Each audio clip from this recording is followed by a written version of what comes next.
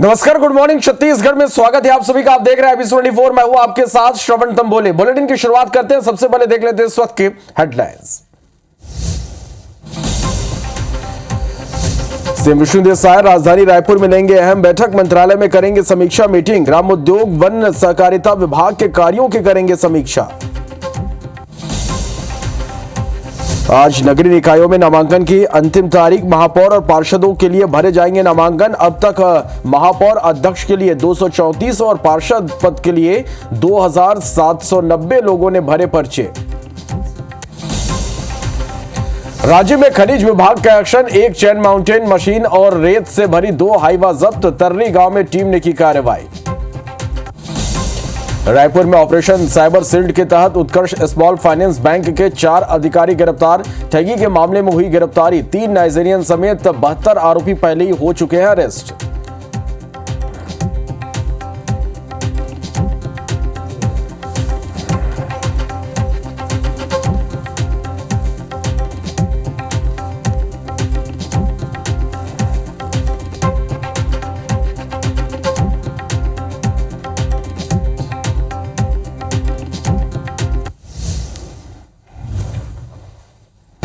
IBC 24, number 1 news channel in Madhya Pradesh, Chhattisgarh.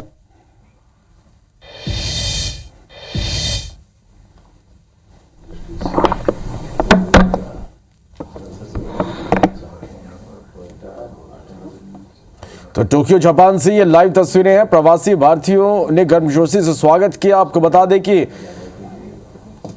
Madhya Pradesh के मुख्यमंत्री doctor Mohan Yadav Tokyo पहुंच गए हैं और प्रवासी भारतीयों ने मुख्यमंत्री को तलवार भेंट की, उनका स्वागत किया। और ये 4 दिवसीय उनका जापान दौरा है। और 2 चीज जो आपने कही, खास करके हमारे पास ऑटो क्लस्टर ये तेजी से उभरता हुआ एक बड़ा केंद्र है, जिसके आधार पर हम हमारे एशिया के सबसे बड़े ऑटोमोटिव टेस्टिंग तो लखनपुर में है और वो बहुत अच्छी संभावना लेकर उनका 4 दिवसीय ये दौरा है और काफी अहम ये दौरा। फ्रेंड्स ऑफ एमपी की जापान की टीम से मुलाकात करेंगे। भारतीय राजदूत सीबी जॉर्ज से भी उनके निवास पर तुलनात्मक बाकी राज्यों की हमारे मध्य प्रदेश में कोई लेबर प्रॉब्लम नहीं, कभी दूसरी प्रकार की कोई आफत नहीं आती है, दुफत नहीं आती है, कोई तूफान नहीं आता, नदी के किनारे नहीं है, कोई बड़ा प्राकृतिक आपदा नहीं आती। ऐसे कई कारण से देश की बहुत अनुकूलता है। तो वनों से आच्छादित बहुत सुंदर सीधे साधे लोगों का प्रदेश है, जो स्किल की दृष्टि से बहुत बड़े पैमाने पर आपके लिए संभावना वाला क्षेत्र हो सकता है। मैं मान के चलूँगा कि लंबा हो गया तो आप प्लान बात करूँ। まずは本当に今日はお越しいただきありがとうございました。またそのトヨタという会社さんはマディアプレデシュの観点からしますと、特にトヨタさんは今後インドとやはりやり取りしたい、これからの事業を拡大したいという気持ちであるのであれば、やはりそのマディアプレデシュと何かの関係を持つことは非常に。तो मध्य प्रदेश के मुख्यमंत्री डॉक्टर मोहन यादव अपने 4 दिवसीय यात्रा के लिए जापान पहुंच चुके हैं। तस्वीरें आप देख पा रहे हैं। ये यात्रा काफी अहम है। ग्लोबल इन्वेस्टर मीट के लिए जापान उद्योगपतियों और निवेशकों को आमंत्रित सीएम यहां करेंगे। कई शहरों में जाकर जापानी कंपनियों के साथ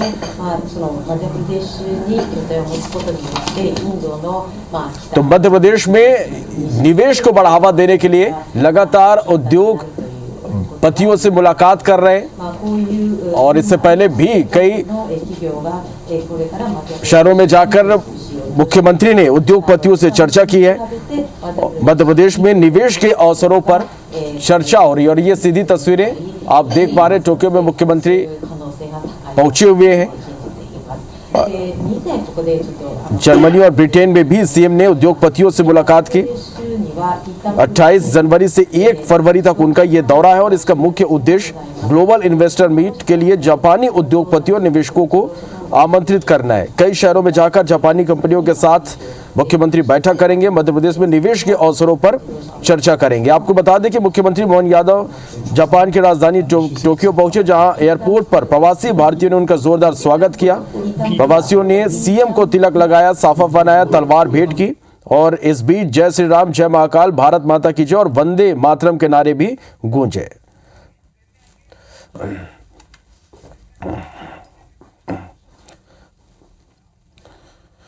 तो लगातार इस दौरे से जुड़ी हर एक अपडेट हम अपने दर्शकों तक पहुंचाते रहेंगे। फिलहाल बढ़ते आगे, राजन से बड़ी खबर है, जहां अवैध रेत उत्खनन पर एक बड़ी कार्रवाई की है। एक चैन माउंटेन मशीन और रेत से भरी 2 हाइवा जब्त की गई है।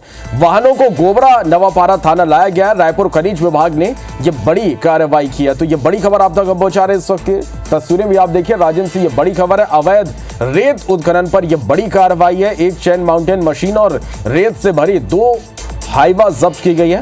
वाहनों को गोबरा नवापारा थाना लाया गया। रायपुर खनिज विभाग ने यह बड़ी कार्रवाई की है।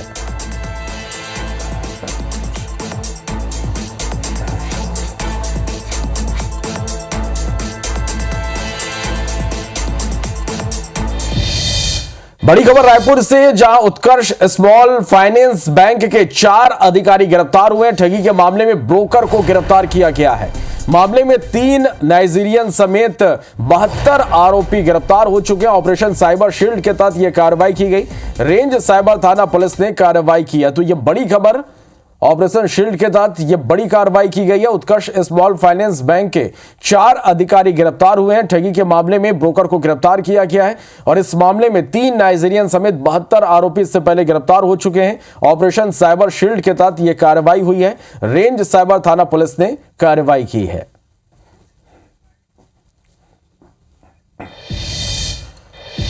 तो 20 दिन बाद पादरी सुभाष का अंतिम संस्कार गांव के बाहर क्रिश्चियन कब्रिस्तान में हुआ। सोमवार को देर रात जगदलपुर के करकपाल में सुभाष का शव दफनाया गया। सुप्रीम कोर्ट के निर्देश के बाद सुभाष का अंतिम संस्कार हो पाया। दरअसल बस्तर के दरभा ब्लॉक के छिंदवाड़ा गांव के रहने वाले पादरी सुभाष की मौत 7 जनवरी को हुई थी। मौत के बाद गांव के लोगों ने गांव से लगे कब्रिस्तान में अंतिम संस्कार का विरोध किया, क्योंकि सुभाष क्रिश्चियन समुदाय से ताल्लुक रखते थे। इसलिए स्थानीय आदिवासी समुदाय गांव में अंतिम संस्कार करने का विरोध कर रहा था और इसी बात के चलते सुभाष के बेटे रमेश बघेल ने हाई कोर्ट में केस दायर की, जहां परिवार ने मौत के बाद अंतिम संस्कार निजी जमीन या गांव के कब्रिस्तान में करने की अनुमति मांगी। हाई कोर्ट से राहत नहीं मिलने पर मामला सुप्रीम कोर्ट पहुंचा और सुप्रीम कोर्ट ने गांव के बाहर क्रिश्चियन कब्रिस्तान में मृतक का अंतिम संस्कार करने के निर्देश दिए गए। साथ ही सुप्रीम कोर्ट ने राज्य सरकार को निर्देश दिए कि बस्तर में क्रिश्चियन समुदाय के लिए कब्रिस्तान की व्यवस्था की जाए। जो जजमेंट सतीश शर्मा सर की ओर से आया है, उसमें हम कुछ असंतुष्ट हैं, क्योंकि एक व्यक्ति जिस गांव में निवास करता है और जब मर जाता है तो उसे ससम्मान उसी गांव में दफनाना चाहिए था। लेकिन दुर्भाग्य है हमारे लिए कि उसका डेड बॉडी को हम लोग दूसरे गांव में दफनाने का निर्देश हम लोग प्राप्त किए। बिलासपुर हाई कोर्ट ने सरकारी स्कूलों में शौचालय नहीं होने को लेकर राज्य सरकार पर नाराजगी जताई। कोर्ट ने राज्य सरकार के अधिवक्ता को इस मामले में कहा कि यह कितनी गलत बात है कि इतने ग्रांट मिलने के बावजूद यह सब हो रहा है। हाई कोर्ट ने मामले की गंभीरता को देखते हुए स्कूल शिक्षा विभाग के अधिकारियों को नोटिस दिया है और व्यक्तिगत रूप से हलफनामा पेश करने को कहा है। दरअसल हाई कोर्ट ने मीडिया में आई एक खबर पर संज्ञान लिया है, जिसमें बताया गया था कि 150 स्कूलों में टॉयलेट नहीं है, 216 से ज्यादा खराब है जो उपयोग करने लायक नहीं है। हाईकोर्ट ने मामले में अगली सुनवाई 10 फरवरी को निर्धारित की है।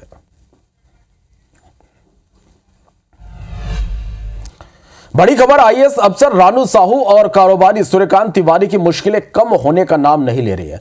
कोयला घोटाले मामले में हाईकोर्ट ने सोमवार को दोनों की जमानत याचिकाएं खारिज करते हुए बड़ा झटका दिया। दोनों आरोपियों ने बिलासपुर हाईकोर्ट में जमानत के लिए याचिका दायर की थी। जस्टिस नरेंद्र कुमार व्यास के सिंगल बेंच ने मामले की सुनवाई पहले इस मामले की हो चुकी और फैसला सुरक्षित रख लिया गया था। सोमवार को हाईकोर्ट ने अपना फैसला सुनाया। बता दें कि छत्तीसगढ़ में अवैध कोल लेवी वसूली का मामला ईडी की रेड में सामने आया था।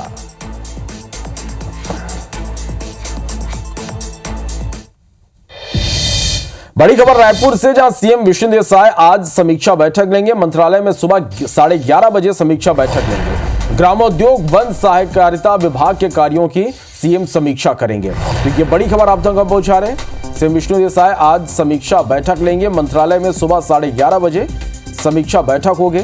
ग्रामोद्योग वन सहकारिता विभाग के कार्यों की सीएम समीक्षा करेंगे।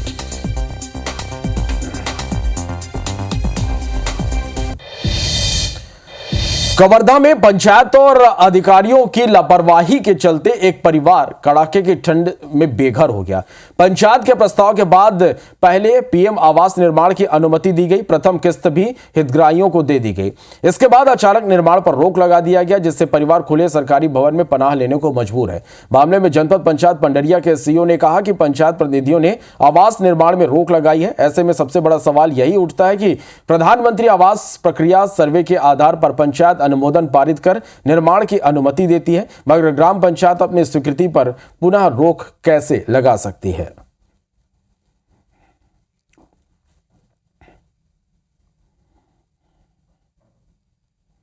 सार्वजनिक भवन में रहते हैं। तो इतना ठंड में रहता हो? हाँ, इतना ठंड में पूरा परिवार से? हाँ, पूरा सर आवास में इतना मान ला बोले। हाँ नहीं, पहला किस्त तो निकल गए? हाँ, निकल गया है। लगभग 2 महीना पहले हमको सूचना मिली ग्राम पंचायत खैरीटी पुराना से, वहाँ सरपंच और सचिव से, कि वो जो है जो 8 बाजार चौराहा वाला जो जगह है, वहाँ पे जो कुछ हितग्राहियों के द्वारा जो है अतिक्रमण करके जो है प्रधानमंत्री आवास का निर्माण किया जा रहा है। जैसे ही हमको सूचना मिली, हमने उनको जो है लेटर जारी करके इस संबंध में एक प्रतिवेदन, स्पष्टीकरण प्रतिवेदन मांगा है। प्रतिवेदन प्राप्त नहीं हुआ है। जैसे जानकारी प्राप्त होगी, प्रतिवेदन प्राप्त होगा, तो हम इसके बारे में आगे निर्णय लेंगे।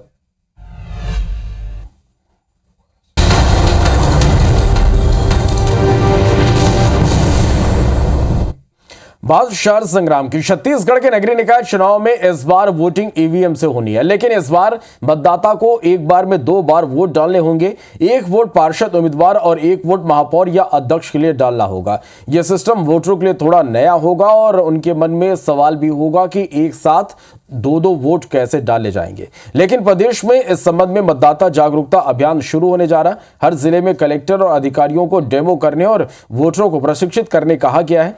रायपुर में भी मंगलवार से इसका प्रशिक्षण और डेमो शुरू हो रहा है। आम लोग भी यहां पहुंचकर इस प्रोसेस को समझ सकते हैं। इस बार का जो नगरीय निकाय का चुनाव है वो ईवीएम के माध्यम से संपन्न होना है, तो इसके लिए जिला प्रशासन द्वारा सभी तैयारियां कर ली गई हैं और जो हमारे मतदान दल हैं, उनके जो कर्मी हैं, उन सभी को प्रशिक्षण भी दिया जा चुका है। रायपुर से बड़ी खबर, लिस्ट जारी होते ही कांग्रेस में कलह शुरू हो गई है। टिकट वितरण के बाद इस्तीफों का दौर शुरू हो चुका है। हरदीप सिंह ने पार्टी से इस्तीफा दे दिया है। सोशल मीडिया पर पोस्ट कर पार्टी उन्होंने छोड़ दी है। शहीद हेमू कलानी वार्ड के पार्षद रहे बंटी होरा। महिला कांग्रेस की प्रदेश सचिव पूनम पांडे ने भी इस्तीफा दे दिया है। पूर्व पार्षद की पत्नी को टिकट मिलने से नाराज थी। रायपुर से खबर, जहां पार्षद प्रत्याशी तय करने में कांग्रेस में जबरदस्त पेंच फंसा हुआ है।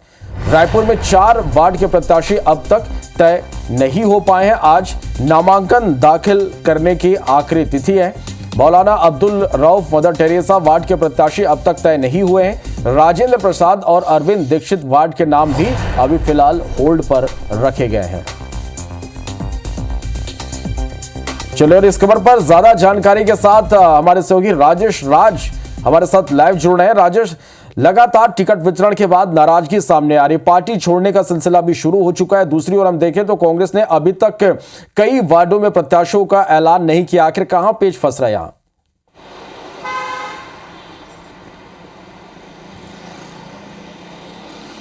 जी बिल्कुल, देखिए कांग्रेस में चूंकि पार्षदों की लिस्ट जारी होनी है और आज नामांकन का आखिरी तारीख है, यानी 28 जनवरी है, और उसके चलते जो स्थिति पैदा हुई है वो ऐसे हो गई कि देर रात, यानी जो बीती रात रही करीब 1:30-2 बजे तक कांग्रेस भवन मुख्यालय में जो पार्षद प्रत्याशी के उम्मीदवार थे उनका तांता लगा, भीड़ लगी रही, लेकिन तब तक नहीं हुआ। रात के करीब 2:30-3 बजे ये लिस्ट जारी हुई और जो जारी भी लिस्ट हुई वो पूरी की पूरी नहीं हो पाई। 4 वार्ड अभी भी बच गए हैं और वो चारों वार्ड हैं वो काफ़ी हाई प्रोफाइल नेताओं के चक्कर में फंसे हैं। एक जो मौलाना रऊफ वार्ड है वो पूर्व मेयर एजाज ढेबर का वार्ड रहा है, वहाँ से वो चुनाव लड़ते रहे हैं, लेकिन इस बार उन्होंने कहीं अलग से वार्ड भरा है क्योंकि वो जो सीट है वो आरक्षित महिला के लिए हो गया है। लेकिन अपनी परंपरागत सीट को वो छोड़ना नहीं चाहते, अपनी पत्नी को वहाँ से उतारना चाहते हैं, तो वो उस पर अड़े हुए हैं। लेकिन पार्टी का स्टैंड कुछ और है और इसी खींचतान के चलते ये सीटें अटक गई है, अभी तक फाइनल नहीं हो पाई है।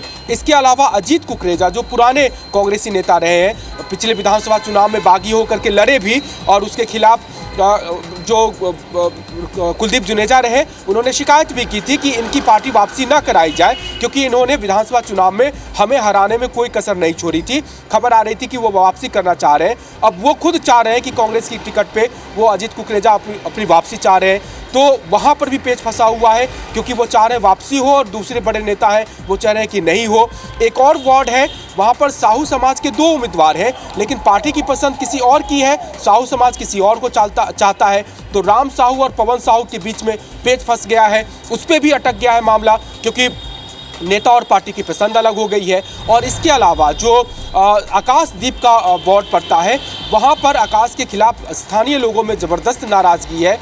पार्टी के नेता पार्टी चाह रही है कि वहाँ पर बदला जाए, लेकिन उसके लिए कई बड़े नेता लॉबिंग कर रहे हैं कि नहीं इनको भी दिया जाए। तो इस तरह की 4 सीटें हैं जो अंदर से खबर निकल के आ रही है वो इन समीकरणों के आधार पे अटक गई है। हालांकि प्रदेश अध्यक्ष उसका अभी हो सकता है, चूंकि आज नामांकन दाखिल करना है, समय 2 बजे तक ही है, तो ऑब्वियसली उनको आज ही जारी करना पड़ेगा, 1-2 घंटे के बाद ही करना पड़ेगा, तो वो चीज़ें हो जाएगी। लेकिन ये दर्शाता है कि कैसे पार्टी के भीतर खींचतान मची हुई है। और जब लिस्ट जारी होती है तो ऐसे कई लोग जो टिकट के दावेदार थे जिनको टिकट नहीं मिला और उसका इस्तीफा का भी दौर शुरू हो गया है। जिस तरह से आपने देखा सोशल मीडिया पे बंटी होरा ने लिखा कि मेरा तेरा करने वाली पार्टी को अलविदा, यानी खुल करके नाराजगी अपनी जता रहे हैं। पूनम पांडे प्रदेश सचिव रही हैं, वो भी उम्मीदवारी या उनकी बातें भी पूरी नहीं हो पाई तो उन्होंने भी इस्तीफा दे दिया है। और भी कई जगहों पर पूरे प्रदेश में भी कई जगहों से इस्तीफे की खबर आई है।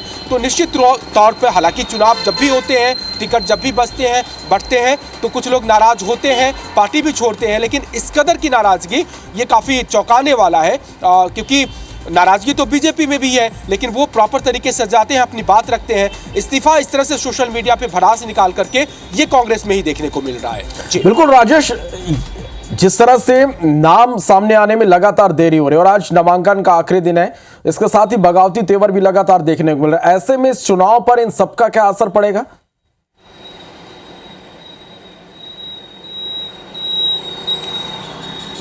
देखिए निश्चित रूप से चुनाव पे असर पड़ेगा क्योंकि आप समझ रहे हैं कि जो मेयर का पद है वो तो फिर भी ठीक है कि आप पूरे शहर में लड़ेंगे, कुछ जगह पर नाराज रहेंगे, बाकी जगह मैनेज करेंगे, लेकिन पार्षद का जो चुनाव है वो बहुत लोकल है, बहुत छोटे से क्षेत्र में होता है। और अगर वहाँ पर कोई 5 साल आपका पार्षद रहा है वो नाराज होकर के पार्टी छोड़ रहा है तो निश्चित रूप से वो कांग्रेस पार्टी के जो अधिकृत उम्मीदवार है उसके लिए नुकसान पहुँचाने की कोशिश करेंगे ताकि वो अपनी अहमियत साबित कर सके और अपनी नाराजगी जाहिर कर सके। तो कई ऐसी जगहों पर जहाँ पे 4 सीट तो ऐसी ही है जहां पर खुल करके पेच फंसा हुआ है, जहां पर नाम भी डिक्लेयर नहीं कर पा रहे हैं और जहां पर नाम डिक्लेयर कर चुके हैं वहां से भी लोगों की नाराजगी निकल करके सामने आ रही है। तो निश्चित रूप से हालांकि ये कोई नई बात नहीं है, जब भी चुनाव होते हैं इस तरह की नाराजगी दिखती है, लेकिन चुनौती अब ये होगी नेताओं की जिन्होंने टिकट बांटे हैं या जिनके कहने पर टिकट मिले हैं कि इन नाराजगी को अब कैसे खत्म किया जाए, न्यूट्रलाइज किया जाए ताकि पार्टी को कम से कम नुकसान उठाना पड़े। बिल्कुल राजेश, यही देखना होगा कि पार्टी जो स्थिति यहां पर बन रही है उसे किस तरह से मैनेज करती है। बहुत शुक्रिया आपका इस पूरी जानकारी के लिए।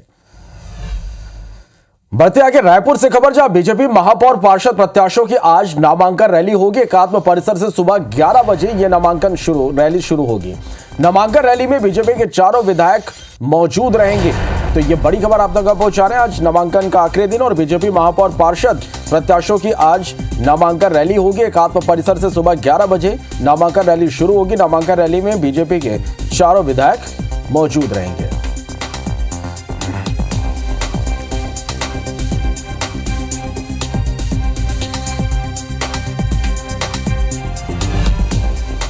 तो छत्तीसगढ़ में त्रिस्तरीय पंचायत चुनाव के लिए भाजपा, कांग्रेस और निर्दलीय पार्टियों के प्रत्याशियों की नामांकन भरने का सिलसिला लगातार जारी है। नगर पंचायत नया बाराद्वार में सिद्ध दक्षिणमुखी हनुमान जी की पूजा अर्चना कर मरवाड़ी धर्मशाला से बीजेपी प्रत्याशियों ने नामांकन रैली निकाली। इसके बाद प्रत्याशियों ने अपना नामांकन दाखिल किया है। बीजेपी के प्रत्याशियों ने कहा कि हम पूर्ण बहुमत से नगर में सरकार बना रहे हैं। वार्ड नंबर 7 के पार्षद प्रत्याशी जितेश शर्मा ने कहा कि हम नगर में 15 की 15 सीटें जीत रहे हैं। इस अवसर पर सांसद कमलेश जांगड़े, पूर्व विधायक खिलावन साहू, चुनाव प्रभारी गोपी सिंह ठाकुर सहित भाजपा के कद्दावर नेता बड़ी संख्या में मौजूद रहे।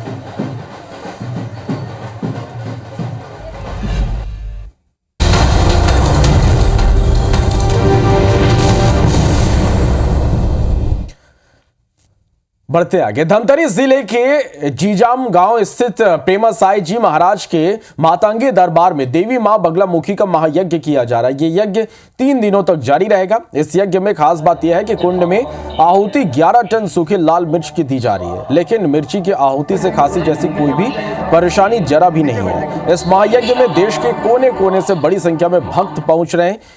प्रेमा साई जी महाराज ने बताया कि शत्रु दमन, नकारात्मक ऊर्जा का नाश, सुख समृद्धि समेत कई चीजों के लिए यज्ञ किया जा रहा है। इसके साथ ही मंदिरों में देवी मातंगी माता की मूर्ति स्थापना की गई। बाबा के आगे कहा कि अभी तक इतने सारे सूखे लाल मिर्च से किसी ने आहुति नहीं दी है। इस यज्ञ ने विश्व रिकॉर्ड बनाया और उन्हें 19 फरवरी को दुबई में अवार्ड भी मिलेगा। पहले हमारा 1 टन से लेके 5 टन तक आहुति होती थी, तो 5 टन के लिए बना हुआ था। इस बार 11 टन की आहुति हो रही है, मतलब 11,000 किलो की, तो ये वर्ल्ड रिकॉर्ड बन गया। गुरु जी के हवन में हम सम्मानित होने के लिए आए हैं और विश्व का सबसे बड़ा यज्ञ होने जा रहा है, उसमें सम्मानित होने के लिए आए हैं। हमारा तो मतलब साक्षात का देखा हुआ जो कहते हैं वो एकदम सटीक कहते हैं, बिल्कुल सही से आए हो। 2 दिन हो गए और हमने आहुति दे दी है। IBC 24 number 1 news channel in Madhya Pradesh, Chhattisgarh.